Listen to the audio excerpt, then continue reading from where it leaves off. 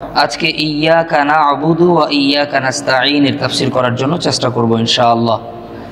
গত জুমায় মালিক ইয়াউমিদ্দিন এটার দুটি পর্ব নিয়ে আলোচনা করেছিলাম, কারণ কিয়ামত দিবস এটা সবচেয়ে গুরুত্বপূর্ণ, আমাদের পরকালের জিন্দেগির সবচেয়ে ইম্পর্টেন্ট যেই বিষয় সেটি হচ্ছে বিচার দিবস। এজন্য মালিক ইয়াউমিদ্দিনের তাফসীর আমি দুই জুমা আপনাদের সামনে করেছি। এটার মূল যেটা সারমর্ম ছিল আমি 2 মিনিটে একটু স্মরণ করিয়ে দিই। মালিক ইয়াউমিদ্দিনের মূল যে মেসেজ সেটা হচ্ছে আমাদের প্রত্যেককে কিয়ামতের দিন আল্লাহ রাব্বুল আলামিনের বিচারের আদালতে আমাদেরকে সম্মুখীন হতেই হবে। এমন কোনো অপশন নেই যে ওই আদালতে হাজিরা না দিয়ে আমি পার পেয়ে যাব, এটা হচ্ছে মূল কথা। এবং আমি বলেছিলাম ওই আদালতে অনেক বিষয় জিজ্ঞাসাবাদ করা হবে। আদালত শুরু হওয়ার আগেই 5টি বিষয় জিজ্ঞেস করা হবে। আর আদালতের প্রথম যে বিচার হবে সেটা হলো নামাজের কথা জিজ্ঞেস করা হবে, প্রথম হিসাব। আল্লাহ রসুল হাদিসের মধ্যে বলেছেন, আউয়ালু মা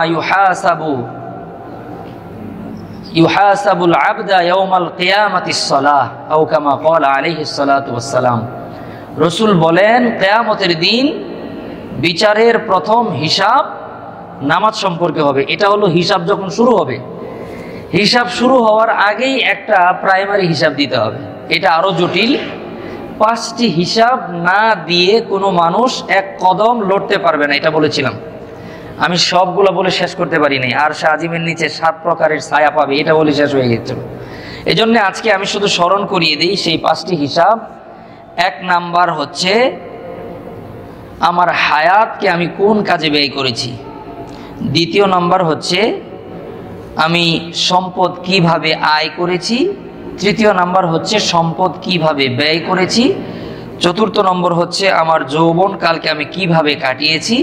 5 নম্বর হচ্ছে আমি কতটুকু ইলম অর্জন করেছি এবং সেই অনুযায়ী কতটুকু আমল করেছি।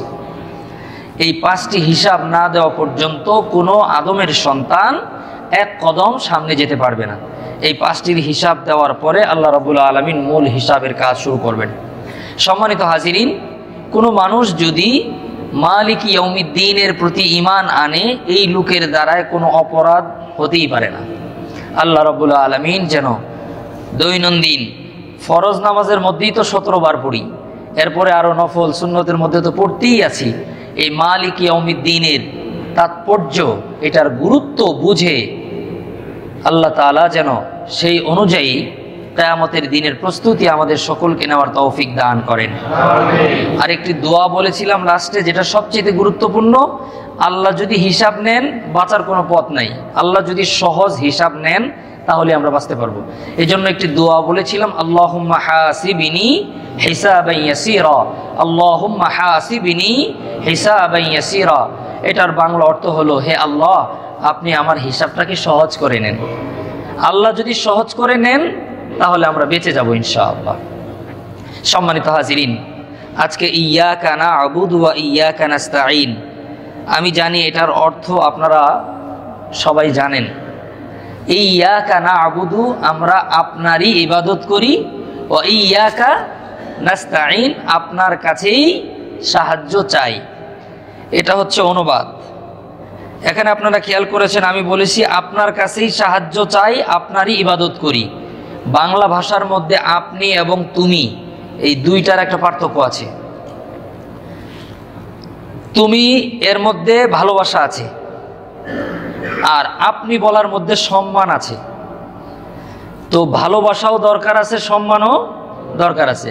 আপনি আপনার অফিসের বসকে যদি বলেন তুমি কেমন আছো, মিজাজটা কেমন হবে বলেন? যেহেতু বাংলা ভাষার মধ্যে তুমি এবং আপনির একটা পার্থক্য আছে, এজন্য বিজ্ঞ আলেমরা, আপনি আল্লাহকে তুমি ডাকলে ভুল হবে এমন না, গুনাহ হবে এমন না, আল্লাহ শুনবেন না ব্যাপারটা এমন না, কিন্তু অনেক বেশি সম্মান প্রদর্শিত হয়, অনেক নিজেকে বিনয়ীভাবে উপস্থাপন করা যায় যদি আল্লাহকে আপনি বলে সম্বোধন করা যায়।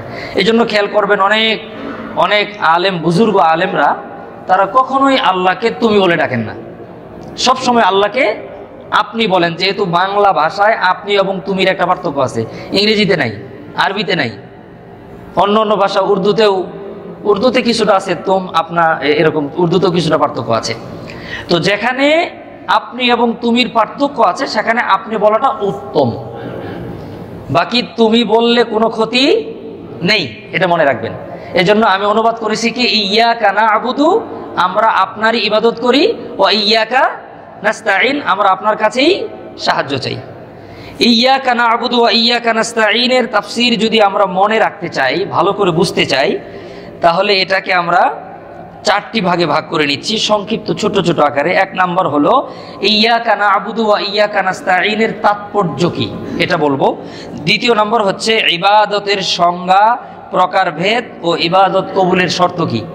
কারণ ইয়াকা না'বুদু অর্থ হলো আমরা আপনার ইবাদত করি। ইবাদত কাকে বলে, ইবাদত কত প্রকার, ইবাদত কবুলের মানে শর্ত কি, এটা হলো 2 নাম্বার আলোচনা। 3 নাম্বার আলোচনা হলো ওয়া ইয়াকা নাস্তাঈন, আল্লাহর কাছে আমরা সাহায্য চাবো, সাহায্য চাওয়ার নিয়ম কি, এটার বিধান কি।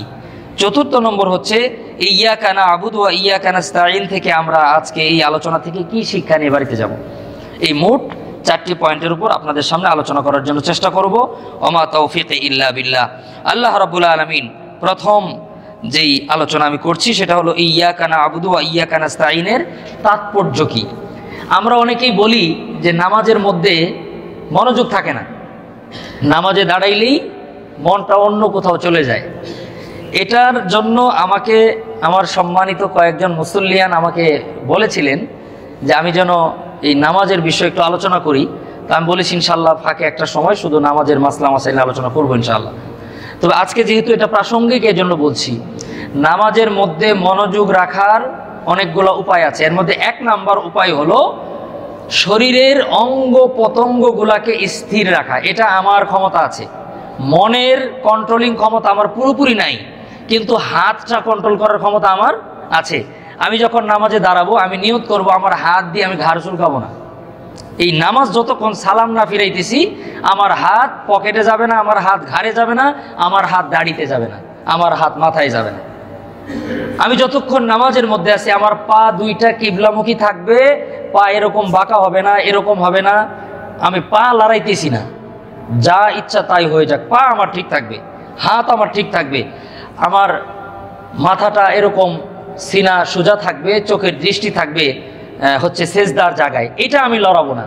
অর্থাৎ শরীরের অঙ্গ প্রত্যঙ্গগুলাকে স্থির রাখা, এটা হলো 1 নম্বর কাজ, মনকে স্থির রাখার পূর্ব শর্ত। দেখবেন আমাদের মন চলে যাওয়ার আগে আমার শরীরই তো চলে যায়। শরীর তো আমার হাতে, আমি তো চাইলে শরীরটাকে ঠিক রাখতে পারি।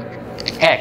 2য় নম্বর, নামাজের মধ্যে মনোযোগ রাখার জন্য আল্লাহ তাআলা সূরাতুল ফাতিহার মধ্যে আপনার আমার সাথে যে আদান প্রদান, যে তথ্য উপাত্ত আল্লাহ দিচ্ছেন, আল্লাহর সাথে কি হচ্ছে আমার, এটা যদি আমরা বুঝি তাহলে ওই নামাজের মধ্যে মন যাবে কোথায়, যাবে আল্লাহর কাছে যাবে, হিসাবের দিনে চলে যাবে, জান্নাত জাহান্নামের জায়গায় চলে যাবে।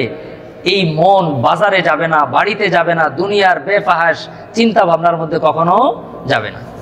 তো আমার মন আল্লাহর কাছে তো দেওয়ার জন্যই তো আমার সব আয়োজন। এজন্য এই তাৎপর্যটা আপনারা খুব দিল দিয়ে বুঝেন।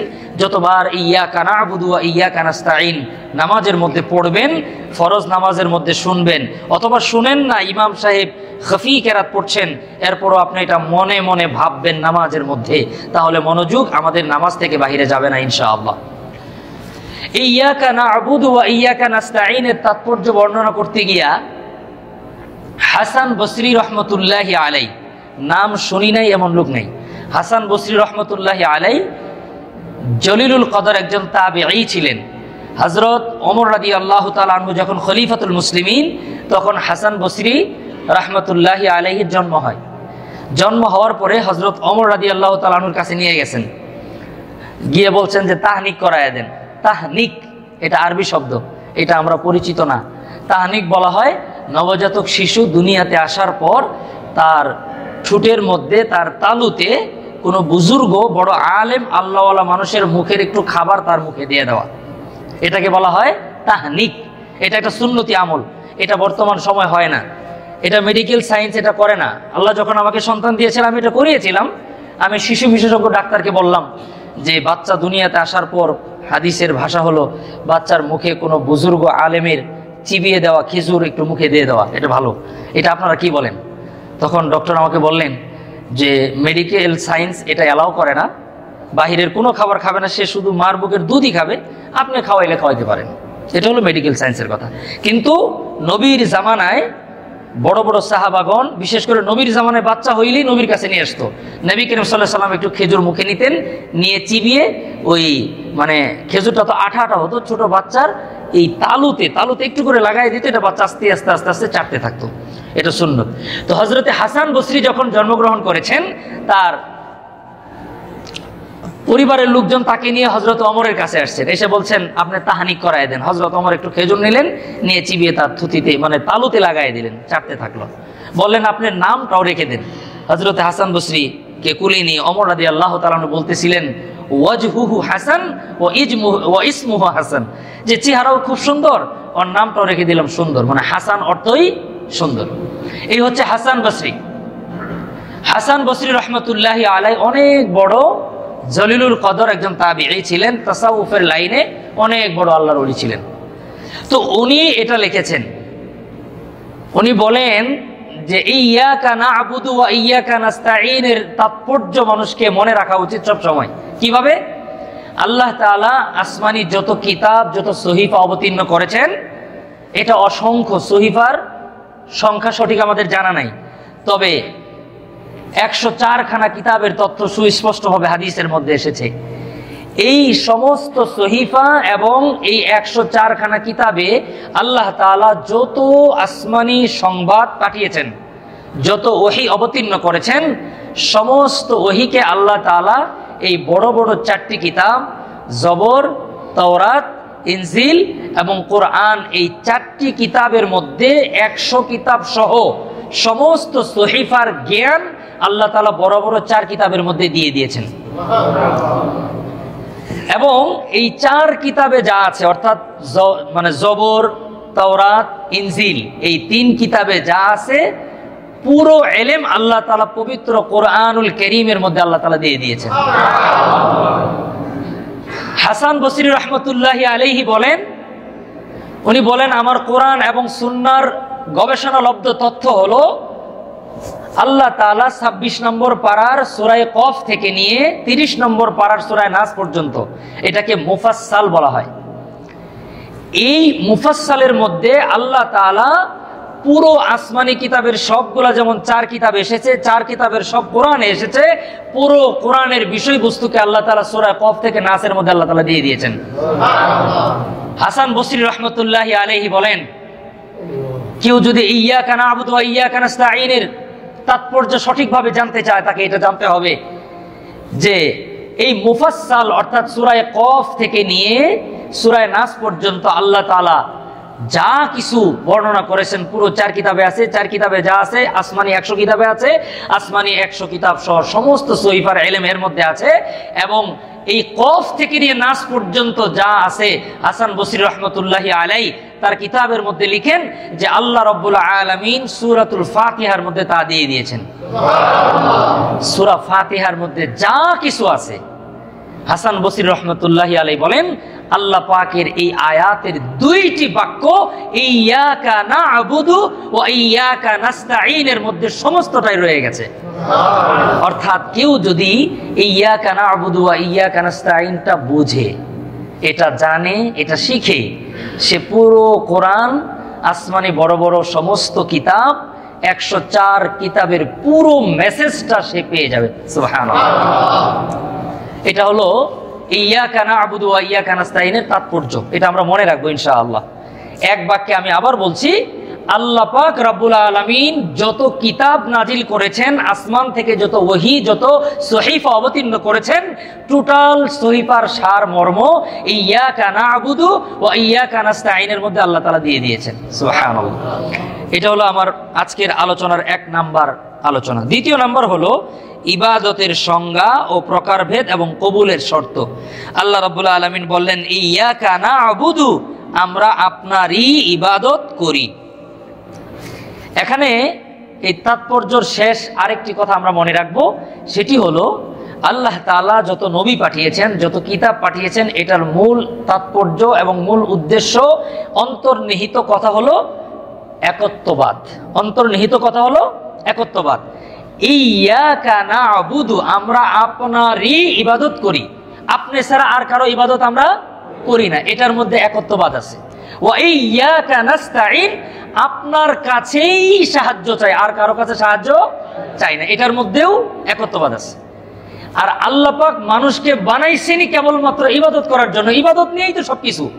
যত নবী রাসূল আসছেন ইবাদত শেখানোর জন্য, যত কিতাব আসছেন ইবাদত শেখানোর জন্য। আর ইবাদত হবে কার জন্য? আল্লাহর জন্য, একমাত্র আল্লাহর জন্য। এই যে একত্ববাদ আর ইবাদত, এই দুটি নিয়েই কোরআন, দুটি নিয়েই ইনজিল, দুটি নিয়েই জবুর, দুটি নিয়ে তাওরাত, দুটি নিয়ে 100 আসমানি সহিফা। সব কিছুর মূল সারমর্ম হলো ইয়্যাকা না'বুদু ওয়া ইয়্যাকা নাস্তাঈন। এবার আমরা জানবো ইবাদত অর্থ কি, ইবাদত কত প্রকার, ইবাদত কবুলের শর্ত কি। খুব ভালো করে আমরা এই জিনিসটা বুঝবো।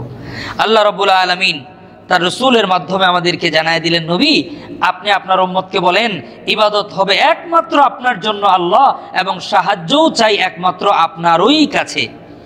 এখানে একটা গুরুত্বপূর্ণ কথা আমরা শিখে এরপরে ইবাদতে যাই, তাহলে মনে রাখতে সহজ হবে। ইবাদত করব আল্লাহরই জন্য এবং সাহায্যও চাবো আল্লাহরই কাছে।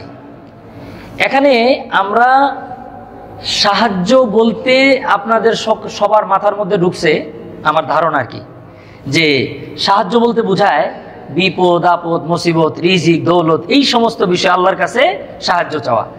এটা ঢোকা স্বাভাবিক, কিন্তু এটা উন্নত অর্থ নয়। উন্নত অর্থ কি? ইবাদতের জন্য আল্লাহর কাছে সাহায্য চাওয়া। সাহায্যটা কিসের জন্য চাওয়া? ইবাদতের জন্য। আল্লাহর সাথে সম্পর্কই আমাদের ইবাদতের।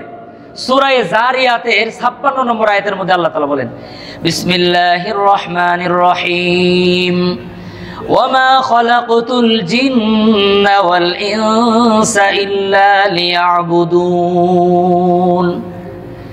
আল্লাহ পাক রব্বুল আলামিন বলেন, ওয়ামা খালাকতুল জিন্না ওয়াল ইনসা ইল্লা লিয়াবুদুন। মানুষ এবং জিনকে আমি সৃষ্টি করেছি কেবলমাত্র ইবাদতের জন্য। এখানে আল্লাহ বলেছেন, বান্দা তোমরা আমার কাছে সাহায্য চাও ইবাদতের জন্য। সাহায্যটা কিসের জন্য? ইবাদতের জন্য। এবার আসেন এই কথাটা মনে রাখেন, এখানে আল্লাহ যে সাহায্য চাইতে বলছেন, এই সাহায্যটা হলো কিসের? ইবাদতের জন্য। অর্থাৎ ইবাদত উদ্দেশ্য, সাহায্য মাধ্যম। ইবাদত উদ্দেশ্য, সাহায্য মাধ্যম। ইবাদত উদ্দেশ্য, সাহায্য মাধ্যম। এই কথাটা একটু ক্রিটিক্যাল, একটু মানে সুন্দর করে মনে রাখেন, তাহলে সামনে বুঝবেন। ইয়্যাকা না'বুদু ওয়া ইয়্যাকা নাস্তাঈন, আমরা আপনার ইবাদত করি, আপনার কাছেই সাহায্য চাই। সাহায্যটা কিসের? ইবাদতের জন্য। অর্থাৎ ইবাদতটাই মূল উদ্দেশ্য, সাহায্যটা হলো মাধ্যম। সাহায্য না আসলে ইবাদত করা যায় না। সাহায্য না আসলে ইবাদত করা যায় না। এই জন্যই তো মানুষ নামাজ পড়তে পারে না। আমি সামনে বলছি কথাগুলা, ইবাদত কাকে বলে, ইবাদত কত প্রকার, ইবাদত কবুলের শর্ত কি, তখন এই কথাগুলি আসবে। ইবাদত কাকে বলে? ইবাদতের আবিধানিক অর্থ হচ্ছে আযিল্লু, নিজেকে ছোট করা, নিজেকে নত করে দেওয়া। ইবাদতের শাব্দিক অর্থ হলো নিজেকে ছোট করে দেওয়া, নিজেকে নত করে দেওয়া। আমরা যারা জেনারেল পড়েছি, আমরা আমাদের ধর্ম বইয়ের মধ্যে পড়েছি ইবাদত অর্থ উপাসনা করা। আর উপাসনাও যেটা, ইবাদত তো সেটাই, কিন্তু এটার অর্থটা কি? এটার মূল অর্থ হলো, অন্তর্নিহিত অর্থ হলো, ইবাদত মানে নিজেকে ছোট করা, নিজেকে নত করে দেওয়া।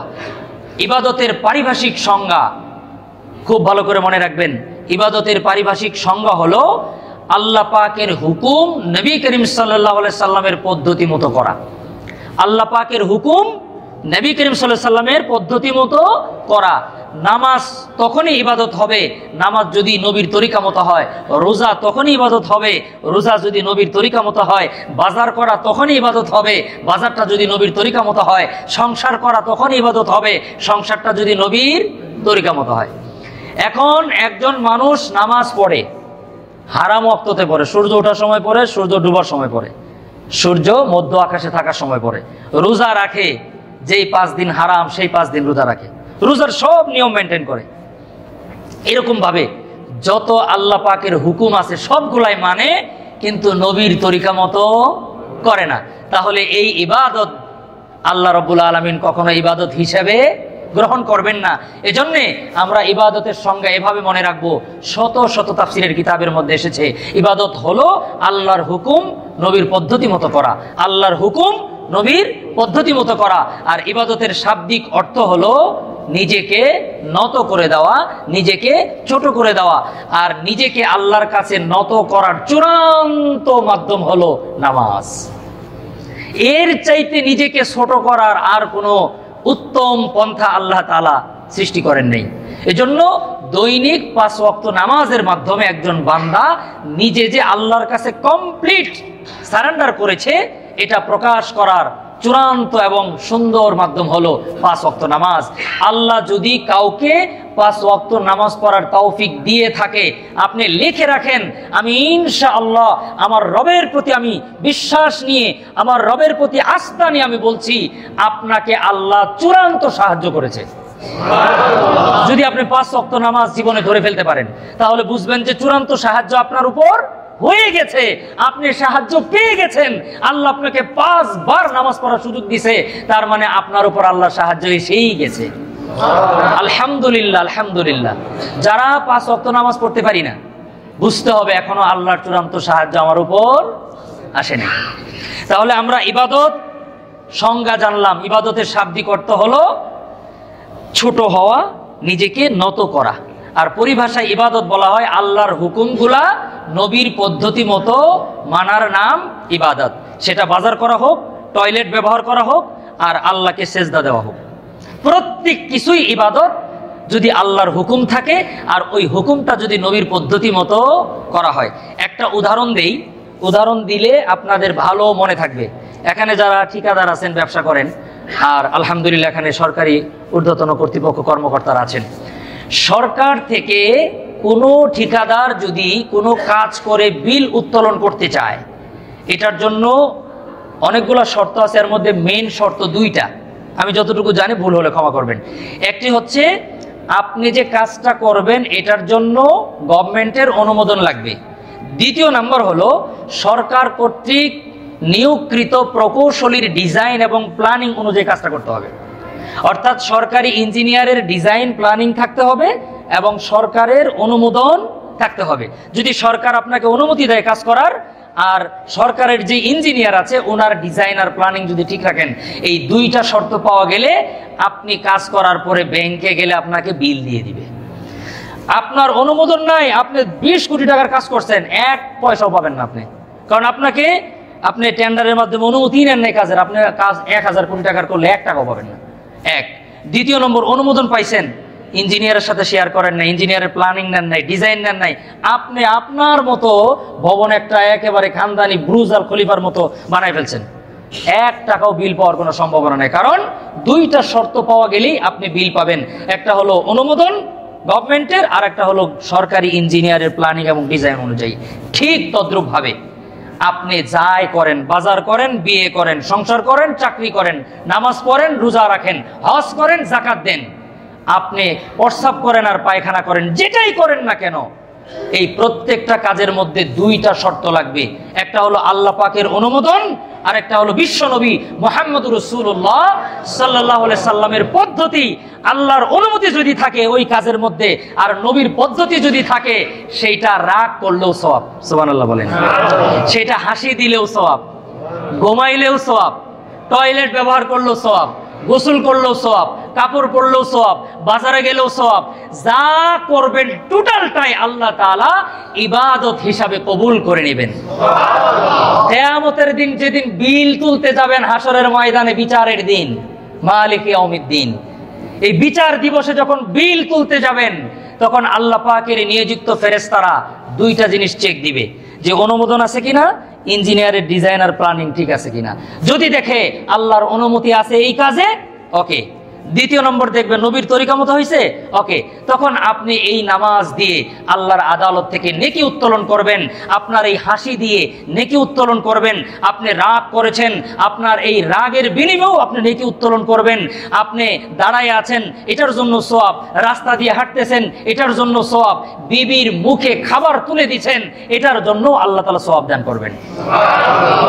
অর্থাৎ আমরা যদি এই দুইটা জিনিস করতে পারি, আল্লাহর হুকুম, নবীর তরিকা।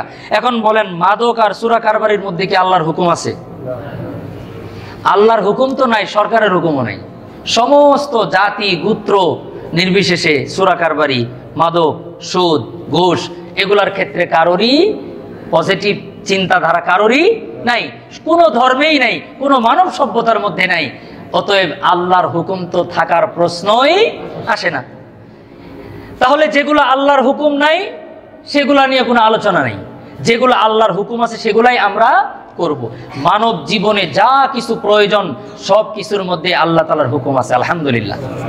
মানুষের যা প্রয়োজন প্রত্যেকটা প্রয়োজনীয় বস্তুর মধ্যে আল্লাহর হুকুম আছে, স্পষ্টভাবে আছে। যদি আল্লাহ পাকের হুকুম কোনো বিষয়ে না পাওয়া যায় বুঝতে হবে এটা মানুষের খুব বেশি প্রয়োজন নেই। আল্লাহ তাআলা আমাদেরকে বুঝার তৌফিক দান করেন। এইগুলো হচ্ছে ইবাদতের সংজ্ঞা। এবার আসেন ইবাদতের প্রকারভেদ। ইবাদত অনেক প্রকারের হয়, আমি 4-5টা বলি। 1 নাম্বার হলো ইবাদতে ইতিকাদি, বিশ্বাসগত ইবাদত। আপনি আল্লাহকে বিশ্বাস করছেন, লা শারিক, আল্লাহর কোনো শরীক নেই। আপনি জান্নাতকে বিশ্বাস করেছেন, জাহান্নামকে বিশ্বাস করেছেন, বিচারের দিবসকে বিশ্বাস করেছেন। এই বিশ্বাস করাটা একটা ইবাদত। সুবহানাল্লাহ, বিশ্বাস করাটা একটা ইবাদত। এখানে আগেই বলছি নবীর পদ্ধতি না হইলে ওই ইবাদত দ্বারা সওয়াব পাওয়া যাবে না।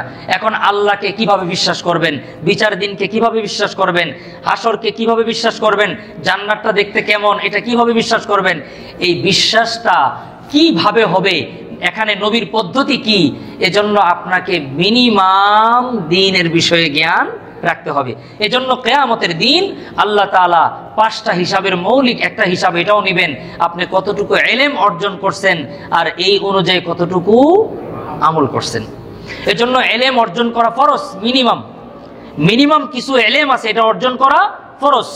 আমার যতটুকু মনে পড়ে, আমি প্রথম যখন এখানে এসেছি এ বিষয়ে আলোচনা করেছিলাম দ্বিতীয় বা তৃতীয় জুমায়, যে 3টা ইলম অর্জন করা ফরজ: আল্লাহর জ্ঞান, নবীর জ্ঞান এবং শরীয়তের মৌলিক বিধান, হালাল কোনটা, হারাম কোনটা, জায়েজ কোনটা, নাজায়েজ কোনটা, পাক কোনটা, নাপাক কোনটা।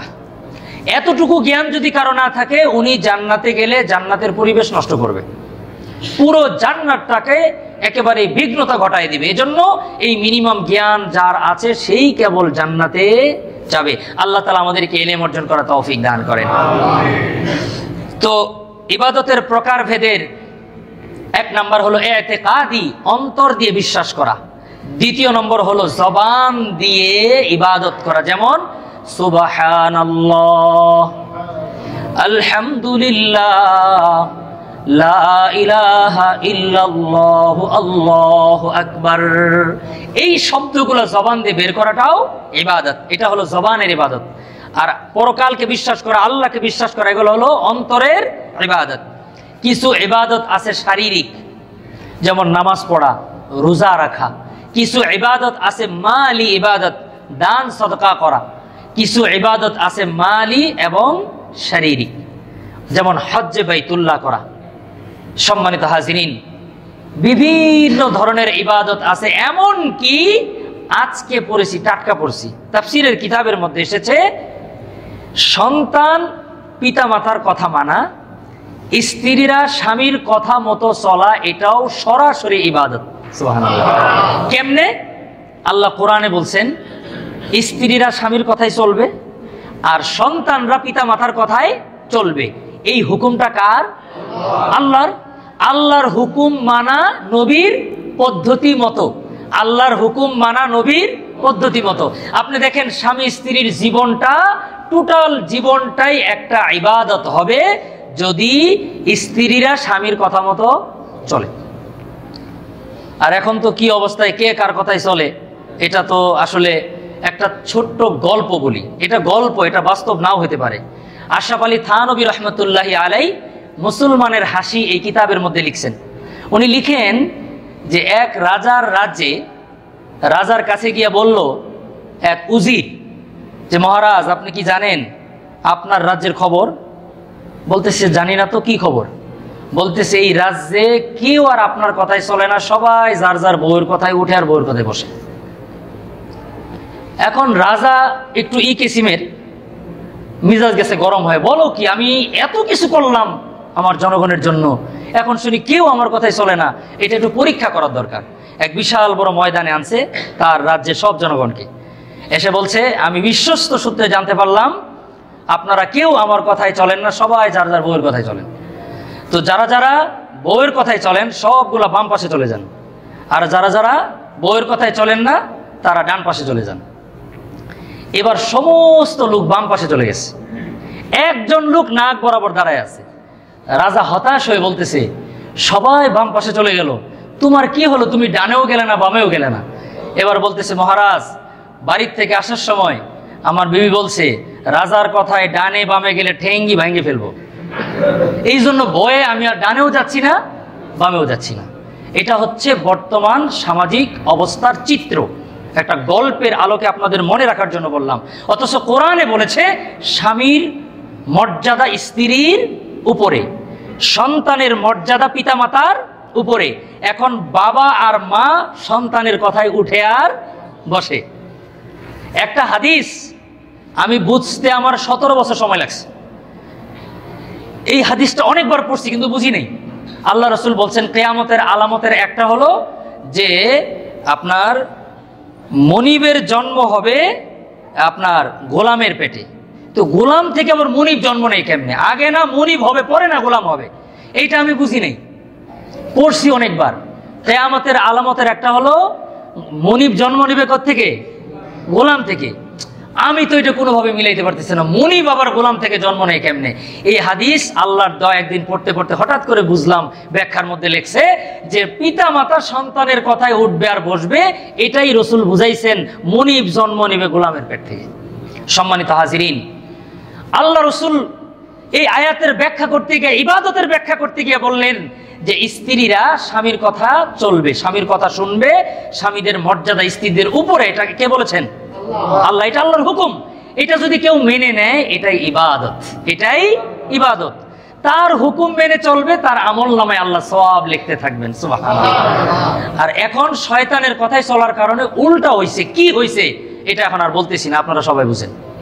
সম্মানিত হাজিরিন, সন্তান পিতামাতার কথায় উঠবে বসবে শুধুমাত্র আল্লাহর সাথে শিরিক করতে যদি বলে স্বামী, অথবা পিতামাতা যদি সন্তানকে আল্লাহর সাথে শিরিক করতে বলে, এই ক্ষেত্রেই কেবলমাত্র স্বামীর কথা শোনা যাবে না এবং সন্তানরাও পিতামাতার কথা শুনবে না। প্রকাশ্যে আল্লাহর হুকুম লঙ্ঘন করতে বলেছে, এছাড়া যে কোনো হুকুম করলে সন্তান পিতামাতার হুকুম মানবে। স্ত্রীরা স্বামীদের কথা স্বামীদের যে আয়া করে, মানে যেটা চলতেছে এটাই মুখ দিয়ে এসে পড়ে, আমি কি করতাম? সম্মানিত হাজিরিন, স্ত্রীরা চলবে স্বামীদের কথায়, সন্তান চলবে পিতামাতার কথায়। এটা আল্লাহর হুকুম, এটা আল্লাহর হুকুম। আল্লাহ আপনি আমাদেরকে হুকুম মেনে চলার তৌফিক দান করেন। তো ইবাদতের সংজ্ঞা বললাম, প্রকারভেদ বললাম, কবুলের শর্ত খুব ভালো করে মনে রাখেন।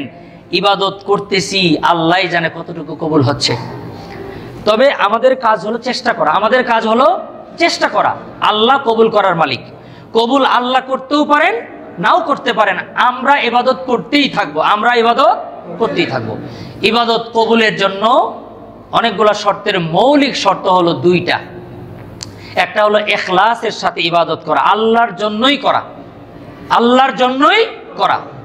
আরেকটি হলো হালাল খানা খাওয়া, আরেকটি হলো হালাল রিজিক, হালাল রিজিক আর একমাত্র আল্লাহর জন্যই করা, অর্থাৎ ইখলাসের সাথে করা আর হালাল রিজিকের মাধ্যমে নিজের জীবন যাপন করা। দুইটা শর্ত পাওয়া গেলে আল্লাহ রাব্বুল আলামিন তার পুরো জিন্দেগিটাকে ইবাদত হিসাবে কবুল করে নেবেন। আপনি দেখেন, আমরা যারা সন্তান আছি, কেন বাবা মার কথা মানবো? আব্বা যখন আমাকে একটা হুকুম করবে, আমি এটা মনে করব যে হুকুমটা আল্লাহর পক্ষ থেকে। কারণ আল্লাহ বলছে বাবার কথা শুনতে, আমি এই জন্য আমার আব্বার কথা শুনবো। আমার মা আমাকে একটা হুকুম করছেন, এটা আমি এই জন্য শুনবো, মা বলছেন কথা ঠিক আছে, কার্যত এই কথাটা আল্লাহর, এই কথাটা আল্লাহর। কারণ আল্লাহ বলছেন আব্বা আম্মার কথা মতো চলতে, আল্লাহ বলছেন আব্বা আম্মার কথা মতো চলতে। এখন বাবাই আমার কষ্ট হবে, আমি এটা নিতে পারবো কি পারবো না, এটা বাবাই বুঝবে, আল্লাহ বুঝবে। আল্লাহর কথা অনুযায়ী আমি আমার আব্বার কথা মতো চলবো, আমি আমার মার কথা মতো চলবো। এই জন্য ইমাম শাফি রহমতুল্লাহ আলাইহির নিকট আব্বার অনুমোদন না থাকলে বিয়েই জায়েজ নেই। ইমাম শাফির মাযহাব মনে রাখবেন, হানাফি মাযহাবে ছেলে মেয়ে রাজি হয়ে গেলে বিয়ে। ওরা আবার এখন এই কথা বলে যে মিয়া বিবি রাজি কিয়া করেগা কাজী, কাজীকেও বাদ দিয়ে দিছে এখন। আল্লাহ তাআলা হেফাজত করেন। এতদিন তো কাজীকে রাখছিল, যে একটা হুজুর দিয়ে কাজী দিয়ে কুড়ে গিয়া, এখন বলতেছে মিয়া বিবি রাজি কিয়া করেগা কাজী, মানে কাজীও বাদ। অথচ আমাদের মাযহাবে সাক্ষী থাকলে যে কেউ বিয়ে পড়াইলে স্বামী আর স্ত্রী রাজি থাকলে বিয়ে হয়ে যাবে। কিন্তু ইমাম শাফি রহমতুল্লাহ আলাইহি বলেন আল্লাহর হুকুম, বাবা মার কথা মানতে হবে, অতএব বাবা মা যদি রাজি না থাকে তাহলে বিয়ে জায়েজ নাই। ইমাম শাফি রহমতুল্লাহ আলাইহির মাযহাব। সম্মানিত হাজিরিন, আমাদের যাদের মা বাবা আছে, আব্বা আম্মার কথার বাইরে আমরা যাব না। আর বিবিরা যারা শুনতেছেন তাদের জন্য এটা ছেড়ে দিলাম, এটা নিয়ে কোনো আমার বক্তব্য নাই। যদি স্বামীর কথা মতো চলা যায় তাহলে স্বামীর কথা মানলে এটা ইবাদত হিসাবে আল্লাহ কিয়ামতের দিন আমাকে আপনাকে নেকি দিয়ে দিবেন। সুবহানাল্লাহ। স্বামী জুলুম করছে, স্বামী বুঝে নাই, ও আল্লাহ তো বলছে স্বামীর কথা শোনার জন্য, আচ্ছা আমি আল্লাহর জন্য আমি এই কাজটা করব, কিয়ামতের দিন স্বামীকে আবার জবাব দিতে হবে আল্লাহর কাছে।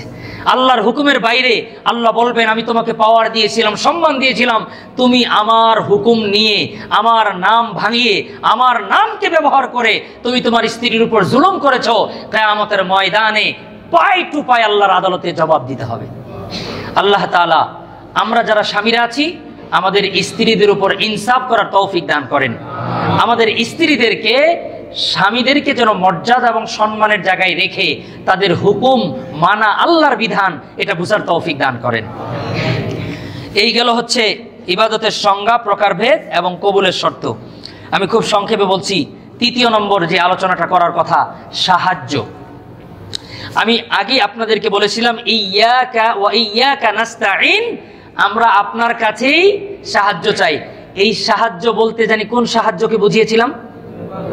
ইবাদতের সাহায্য। এই সাহায্য মানে ইবাদতের সাহায্য। জুমার সালাতের মধ্যে যখন ইয়াকা না'বুদু ওয়া ইয়াকা নাস্তাঈন বলা হবে, তখন আপনি মনে মনে ভাববেন আল্লাহ আপনি তো আমাকে সাহায্য করে জুমার নামাজ পড়ার তৌফিক দিলেন, কিন্তু আসরে যে আমি যাইতেই পারি না, আল্লাহ আসরের আজান হয় বুঝতেই পারি না, আসরের নামাজ চলে যায় খবর থাকে না, মাগরিব চলে যায় আমি বুঝতে পারি না, এশা চলে যায় বুঝতে পারি না, 7 দিন চলে যায়, আল্লাহ আমার কি হলো? আমি আপনার কাছে সাহায্য চাই, ইবাদত যেন করতে পারি, আল্লাহ আমাকে সাহায্য দান করেন। তাহলে কি হবে? প্রথম যেটা হবে, আপনি যখন ইবাদতের সাহায্য আল্লাহর কাছ থেকে পেয়ে যাবেন, আপনার পুরো জিন্দেগিটাকে আল্লাহ ইবাদত বানায় দিবেন। এই জন্য বর্তমানে 99.99, এটা আমার ধারণা, ভুল হইতে পারে, 99.99 পারিবারিক অশান্তিতে ভুগতেছে মানুষ। কারণ ইবাদত করার নিয়তে সংসার করে না, জানেই না যে এটা ইবাদত। ও তো জানতেছে এটা শয়তানের ছেলে খেলা, এই জন্য সারাদিন টম এন্ড জেরির মতো মারামারি আর কাটাকাটির মধ্যেই আছে। এত অশান্তি, এত অশান্তি। টাকা আছে, আগে চাউল কিনে খেতাম 1 কেজি 2 কেজি, এখন বস্তা কিনে না, রিক্সাওয়ালাও বাদ নাই। রিক্সাওয়ালা শ্রমিক যারা, তারাও চাউলের বস্তা কিনে খায়। জিনিসের দাম যেখানেই থাকুক, কিনা কিন্তু একটুও কমে নাই।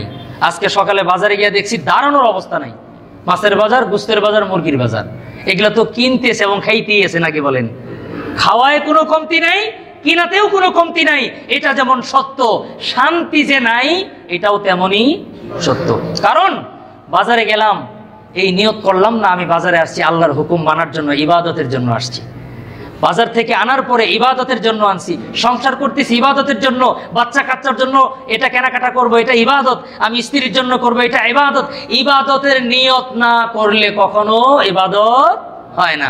আল্লাহ রাসূল হাদিসের মধ্যে বলেছেন, বুখারীর প্রথম হাদিস, ইন্নামাল আ'মালু বিন্নিয়াত, এটা আপনাদের মুখস্থ আছে, ইন্নামাল আমালু বিন্নিয়াত, নিয়ত গুণে বরকত। আমরা আজকে একটা সিদ্ধান্ত নিয়ে যাব যে আল্লাহ আমার পুরো জীবনটাকে আমি ইবাদত বানাইতে চাই। আমিন বলেন। আল্লাহ আপনি আমাকে সাহায্য করেন। ইয়্যাকা না'বুদু, আমি পুরো জীবনটাকে ইবাদত বানাইতে চাই। ওয়া ইয়্যাকা নাস্তাইন, আপনার কাছেই সাহায্য চাই। আমি যে বিবির সাথে সংসার করব এটাকে ইবাদত বানাইতে চাই, আপনার কাছে সাহায্য চাই। যত বেশি সাহায্য চাবেন, যত বেশি সাহায্য চাবেন, তত ঘরের মধ্যে শান্তি আসবে। যত বেশি আল্লাহর কাছে সাহায্য চাবেন, সন্তানরা তত বেশি কথা শুনবে। আপনি যত বেশি আল্লাহর কাছে সাহায্য চাবেন, আল্লাহ তাআলা আপনার পুরো জিন্দেগিটাকে ইবাদত বানায় দিবেন।